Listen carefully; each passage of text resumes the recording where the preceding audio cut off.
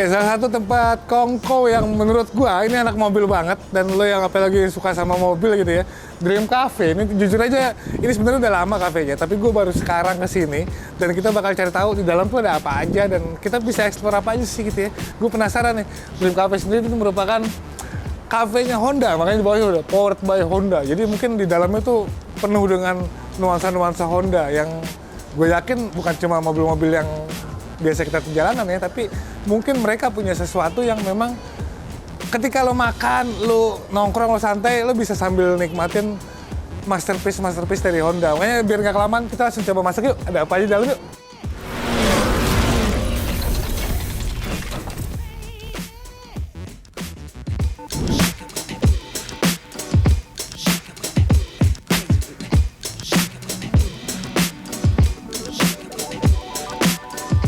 Kita sebenarnya masuk dari belakang nih, bagian depannya itu sana. Cuman gue suka aja di sini kanan ada apa namanya itu, danau buatan gitu ya di Spark Senayan. Jadi memang nuansa otonya itu keren. Nih kita lihat sini nih. Lo yang lapar mungkin jadi lupa lapar karena ini ada simulator ya. Dan ini cukup presisi. Tadi gue coba nyobain pun agak susah sih ya gitu. Ini. Terus kemudian kalau kita lihat bagian sini nih, ini Honda Sensing Experience. Jadi dia dipenuhi dengan sensor-sensor dan kamera, jadi bikin ketika lo berkendara bakal lebih aman. Dan ketika lo pengen nyobain semuanya, lo bisa cobain ini nih. Welcome to Honda Sensing Experience. Duduk.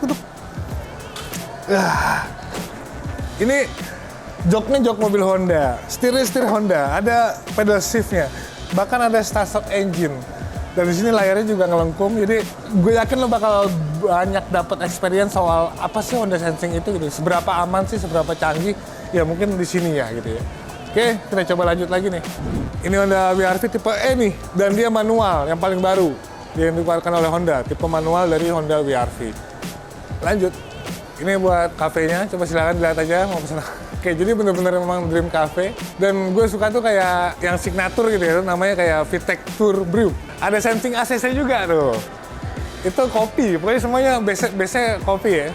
Ini ada aksesoris untuk Honda Sportnya, jadi ini nggak cuma mobil ya. Marquez nomor 93, dan ini aksesorisnya lengkap banget, banyak ada t-shirt, ada sepatunya, ada sarung tangan, ada jaket, ada jam, bahkan ada apa namanya itu diecast ya. Terus kita lihat sini, ini yang sampai sekarang belum juga dipasarkan, Honda PCX EV listrik. Nah, ini ada di sini ya, bentuknya kayak gini. Nah, sebenarnya yang paling bikin gue penasaran itu adalah yang ada di sebelah kanan gue. Sini. Nah, inilah dia. Honda ini harus sih mobil yang paling bikin penasaran banget. Karena ini merupakan mobil listrik pertama Honda yang udah diproduksi massal dan harapannya juga bisa dijual di Indonesia. Lo lihat deh, bentuknya dia tuh kayak Brio, city car kecil, tapi dia punya nuansa yang futuristis, walaupun kesan retronya juga kuat dari lampu-lampunya yang bulat. Terus di sini logonya, ini ada biru-birunya menyimbolkan kalau ini adalah sebuah mobil yang ramah lingkungan, itu mobil listrik. Di sini tuh buat ngecasnya ya di sini. Nah, karena ini ada di dalam mall, udah gitu di lantai 2, kayaknya bakal susah kita untuk pakai. Kita harus punya sesuatu yang gaib-gaib ya. Langsung aja yuk.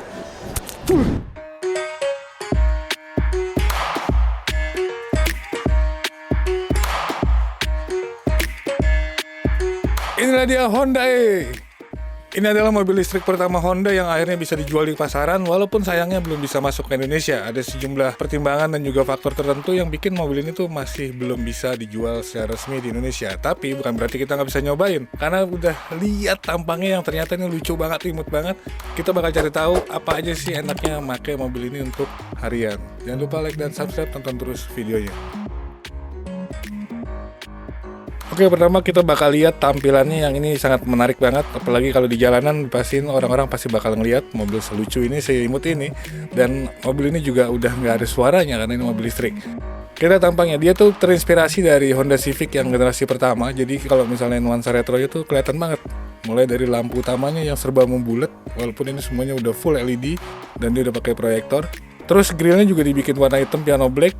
Walaupun lagi-lagi karena ini mobil listrik jadi dia nggak ada bolong-bolongannya. Memang kelihatan enak banget lihatnya. Di tengah kap mesin itu ada buat ngecas. Ini ada 2 soket, ada soket yang standar, juga ada yang buat fast charging. Sementara di bagian bumper dan juga bagian bawahnya ini semuanya terlihat simple tapi tetap nggak menghilangkan kesan futuristis dari si Honda i ini.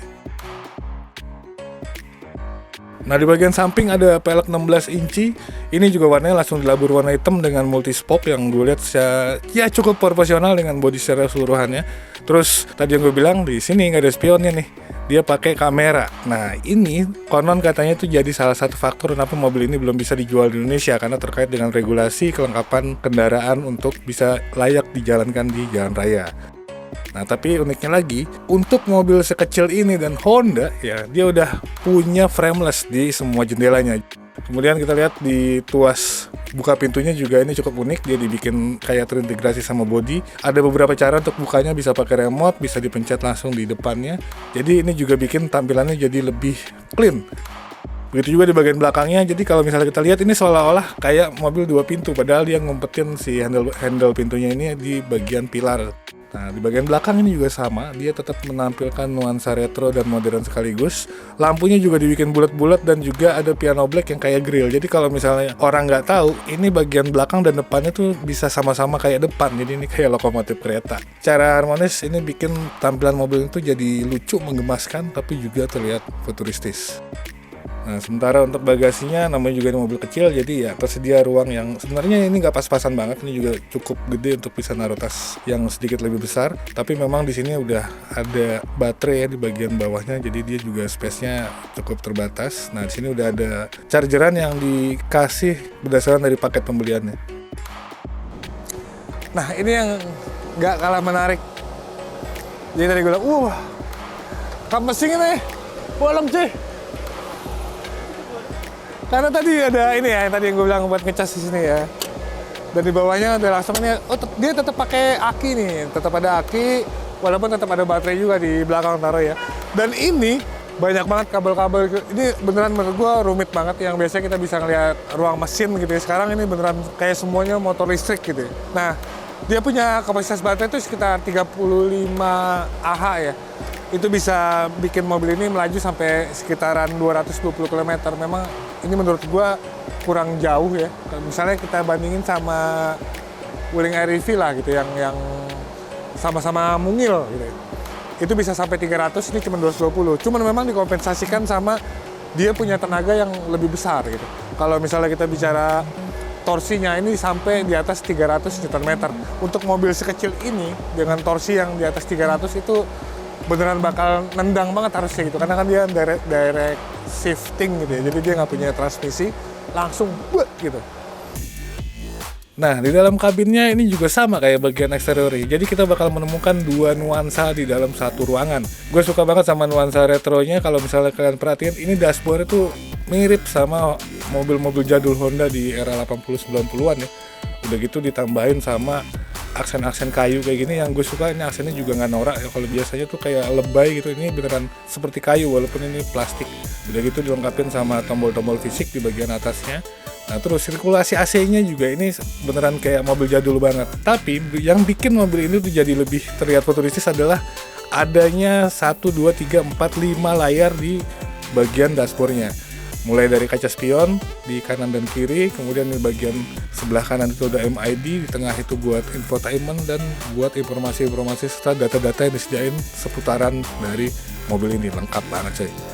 Terus di bagian tengah bawahnya itu ada buat knop AC, ini juga dibikin ala-ala retro ya, jadi bisa aja Honda tuh menampilkan tampilan yang touchscreen gitu, tapi dia tetap mempertahankan knop-knop bulat-bulat kayak gini. Terus ada konsol tengah minimalis, ini juga dilapisin sama aksen kayu yang bikin kita tuh seolah-olah jadi kayak nostalgia balik lagi ke mobil-mobil Honda di era 90-an. Di bawah transmisi ada one pedal, terus kemudian ada rem parkir elektrik, dan masih banyak lagi, bahkan drive mode pun juga itu tersedia semua di konsol tengah. Nah, agak ke belakang ini ada tempat penyimpanan yang bisa diatur partisinya sesuai dengan kebutuhan. Setir sendiri juga ini cukup berasa mewah dan mahal karena ini walaupun dilapis kulit tapi ini jauh beda banget sama setir-setir mobil Honda yang ada di Indonesia. Dia cuma punya 2 palang. Di kanan kirinya juga udah lengkap, banyak fitur-fitur, ada buat infotainment dan juga di sebelah kanan itu buat ngaktifin fitur dari Honda Sensing. Sementara untuk joknya dia udah pakai bahan pabrik dan juga pengaturannya sayangnya memang masih manual, tapi dia ada tinggi rendah, ada maju mundur, juga reclining yang bikin kita jadi lebih gampang untuk nyari posisi yang pas. Tapi dia punya lantai yang rata dan konsol tengahnya tuh kecil, jadinya mobil berasa lega. Terus di bagian bawahnya ada bermacam-macam soket untuk ngecas, bahkan sampai ada slot buat HDMI di mana kita bisa main game atau nonton video di layar ini. Sekarang gue disuruh bahas gimana impresi berkendaranya, terutama di dalam kota tadi ya gitu. Wah, hampir semua mobil listrik itu gue suka karena apa? Karena dia punya torsi yang instan gitu, yang spontan. Torsi lo berapa? 300 Nm kayak gini. Itu langsung buat, nggak ada jeda-jeda segala macam karena memang dia DRF shifting, dia nggak ada transmisi. Itu gue sukanya. Untuk urusan performa, walaupun ini mobil kecil, walaupun ini sebenarnya sebuah city car gitu ya, kayak Wuling Air EV, tapi secara performa ini jauh lebih responsif, jauh lebih kencang gitu ya. Enak lah pokoknya gitu. Tadi walaupun memang harus dikompensasikan sama daya jangkauan jaraknya yang lebih rendah dari Wuling Air EV, tapi ya gue sih nggak masalah gitu karena ini mobil perkotaan ya, mau sejauh apa sih lo tiap hari gitu ya pakai mobil listrik gitu, paling berapa puluh kilo gitu. Tapi ketika lo ngedapetin sebuah sensasi yang wah tarikannya enak gitu, dia bisa pecicilan, bisa apa, udah gitu dia secara handling ini setirnya itu semuanya feedbacknya itu masih berasa gitu, feedback dari aspal, dari apa itu masih lebih enak, remnya juga enak. Ya gas nggak usah ditanyain ya, dia drive by wire, pastinya pakai sensor. Jadi gue suka banget sama akselerasinya, sama performanya, itu pastilah namanya juga mobil listrik. Udah gitu, ini tuh mobil dibikin pakai platform yang memang khas Honda yang udah terkenal sama fun to drive-nya. Lu mau mobil Honda dari yang murah sampai yang mahal itu beneran fun untuk dikendarain. Apalagi ini gitu, dia udah kenceng, udah gitu manuver-manuver dia presisi. Jadi kayak lo tuh beneran kayak lagi main game gitu ketika lo pakai mobil ini gitu. Bukan gue suka banget. Udah gitu redaman suspensinya juga ini tergolong empuk. Jadi ketika tadi gue lewat jalan-jalan yang rusak atau bergelombang, dia juga begitu berasa guncangannya di dalam kabin. Jadi kira-kira kayak gitu ya. Karena ini mobil listrik ya menurut gue. Jadi dari sisi performa itu nggak ada masalah. Dari handling juga ini cukup menyenangkan, gesit. Udah gitu responsif juga dan nurut gitu ya, kita mau diajak manuver seperti apa, mobil ini tetap bisa ngeladenin lah maunya pengemudi kayak gimana. Oke, jadi wah memang gue bersenang-senang banget nyobain mobil ini beberapa hari, beneran memang enak banget gitu. Cuman ya sayangnya sampai sekarang belum bisa dijual di Indonesia. Tapi kalau misalnya kita lihat lah di Jepang itu ini harganya sekitar 500-600 jutaan gitu. Di Indonesia kalau misalnya dia impor utuh CBU mungkin ya bisa di atas itu ya, bisa sampai 1 M-an. Makanya harapannya Honda bisa menemukan sebuah formulasi yang tepat, jadi mereka bisa memproduksi lokal mobil ini dan akhirnya bisa dinikmatin oleh semakin banyak kalangan. Jadi nggak ada lah kesan mobil listrik itu mahal gitu ya, apalagi untuk mobil-mobil listrik yang kecil seperti ini. Tapi ya overall gue cukup puas sama mobil ini. Dari tampilannya yang retro modern, dari performanya, dari handlingnya, dari fitur-fiturnya semua, dan yang gak kalah penting adalah sensasi berkendaranya yang memang gak bisa banyak gue sampein di sini gitu ya. Lo mendingan coba sendiri biar tahu kayak gimana. Tapi kalau punya komentar-komentar atau punya opini-opini juga silakan sampaikan di kolom komentar. Gue pamit, sampai jumpa di video selanjutnya.